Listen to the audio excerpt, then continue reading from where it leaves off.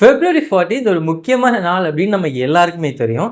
ஆப்வியஸா அது நமக்கு முக்கியமான நாளா இல்லாம இருந்தா கூட, நம்ம சுத்தி இருக்கக்கூடிய பல பேருக்கு அது முக்கியமான நாள் தான்.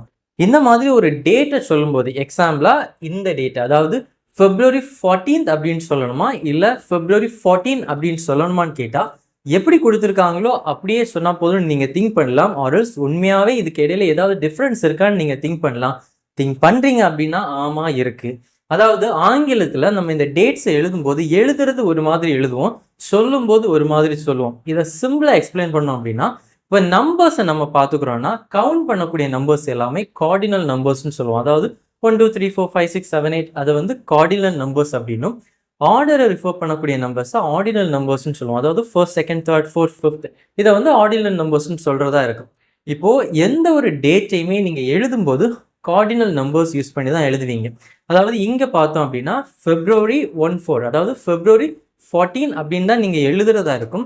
பட் அதை நம்ம ரீட் பண்ணும்போது 14th அப்படின்னு சொல்லி தான், அதாவது TH ஆட் பண்ணி தான் அதை சொல்றதா இருக்கும். இது February 14க்காக மட்டும் இல்ல, எந்த ஒரு டேட்டா கூட இருக்கணும். அதாவது உங்களோட பர்த்டேயா இருக்கட்டும், ஆர்எல்ஸ் இப்போ கிறிஸ்மஸ் டே எடுத்துக்கிறோம் அப்படின்னா டிசம்பர் 25 அப்படின்னு நம்ம எழுதுறதா இருக்கும். அதை சொல்லும்போது 25th அப்படின்னு நம்ம சொல்றதா இருக்கும். பட் ஈவன் தோ எழுதும்போது அதில் டிஹெச் அப்படிங்கிறத சேர்த்து எழுதக்கூடாது. It's applicable only for dates. இப்போ இன்னைக்கு ஒரு புதிய விஷயத்தை லேர்ன் பண்ணியிருப்பீங்க அப்படின்னு நினைக்கிறேன். வீடியோ பிடிச்சிருந்துச்சு அப்படின்னா சேவ் பண்ணிக்கோங்க. I'll see you in the next video.